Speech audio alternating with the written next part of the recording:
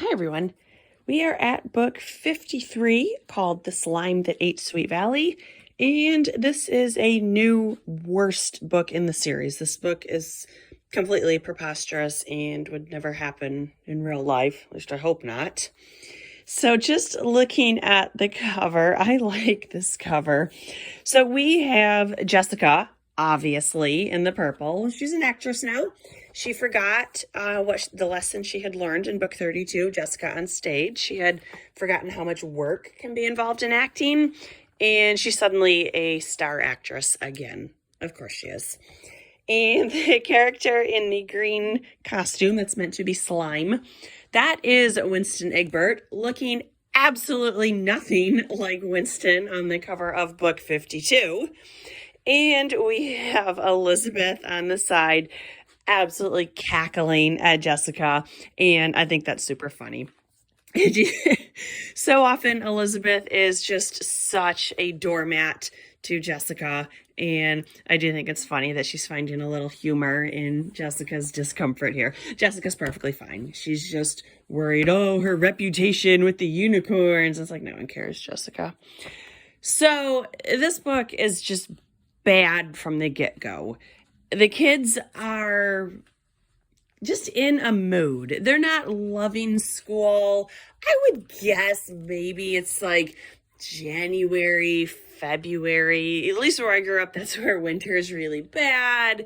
And we're just back from winter break with no other breaks on the horizon. But, it's Sweet Valley, so who knows what month it is? They don't have seasons or anything to pass the time in this universe.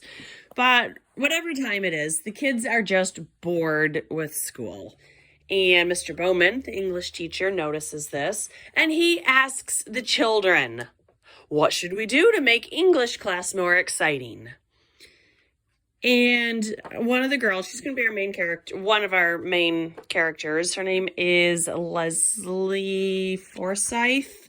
She had just appeared in the previous book where she had signed Winston's petition to try out for cheerleading. So super, super minor role in that book, and it is enough that she's going to be like our main character in this story.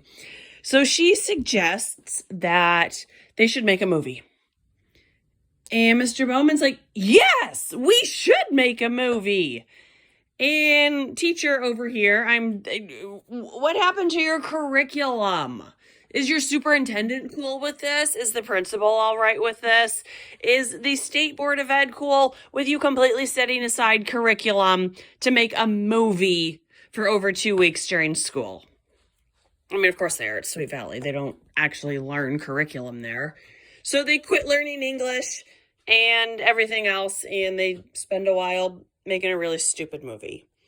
So all the kids want to have different ideas, and finally Elizabeth and her group, they're the script writers, and they write the story, The Slime That Ate Sweet Valley. Of course, Jessica gets the lead, and she's really happy about that until she learns that she's going to have to kiss both Randy and Winston, and she's just absolutely devastated and tries to do everything she can to quit being in the movie. And it's like, Jessica, get over yourself. No one cares. So the movie happens, and I'm sure it's terrible. And Lila is really mean to her friends. So she wants to be the star because she's a really bad actress. So then she is assigned to cleanup crew.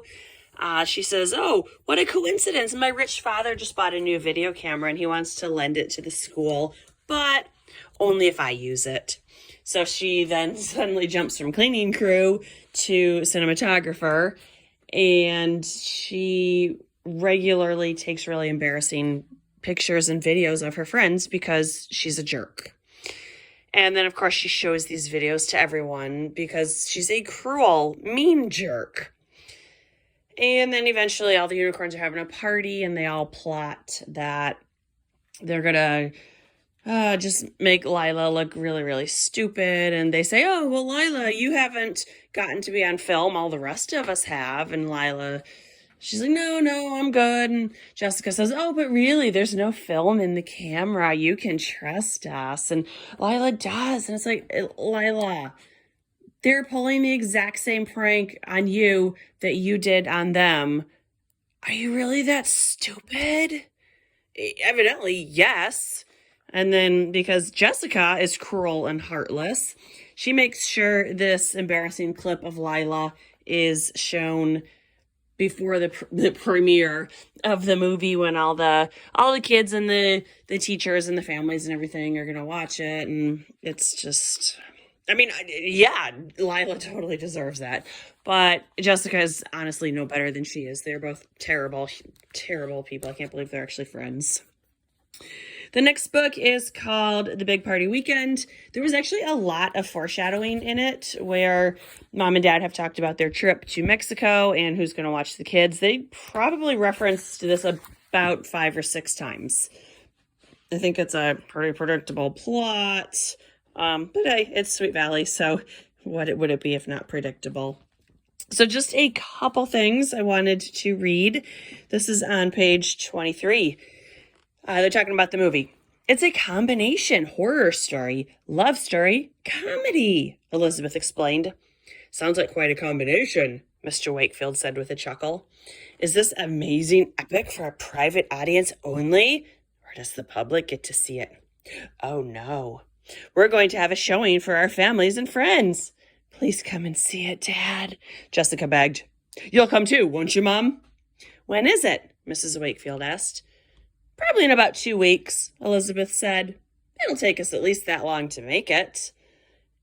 And you're creating a movie from scratch. I don't care if it's a 10-minute movie. If you have to write the script, make the costumes, cast the roles, learn the lines, shoot it, do your editing, I think that takes more than 2 weeks. Especially if we assume they're only doing it in English class, so maybe 45 minutes once a day. That's not happening in 2 weeks. This movie is going to be horrendous. It was going to be horrendous either way, but it's, yeah, this book is really, really bad. And of course, Elizabeth, page 84.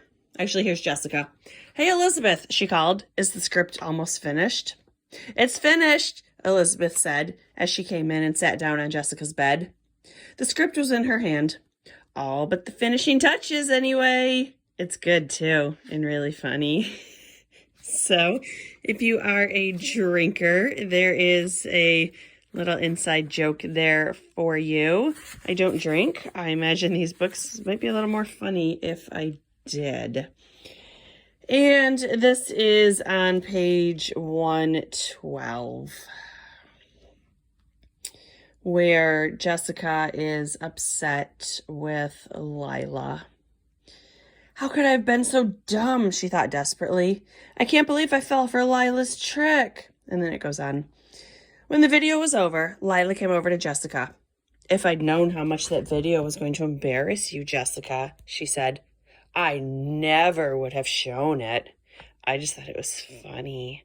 That's all. And Lila has clearly mastered the art of saying something perfectly nice and not having a nice bone in your body. She is going to be an absolute monster once they get to high school and beyond.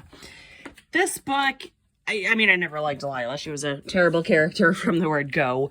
But this book was really bad for her character. It made her look like a super extra terrible person, worse than she already was. And this book really did Jessica no favors either. It was just a bad book, and it makes the whole school district look incompetent that they are letting 6th graders who are 12 years old dictate what their curriculum is going to be. That's not how schools work. So this book, this book is making me angry. I am going to stop here. The next one's The Big Party Weekend. I'm not guessing it's any better, but I'll get to that for next week. Thanks for watching. Bye.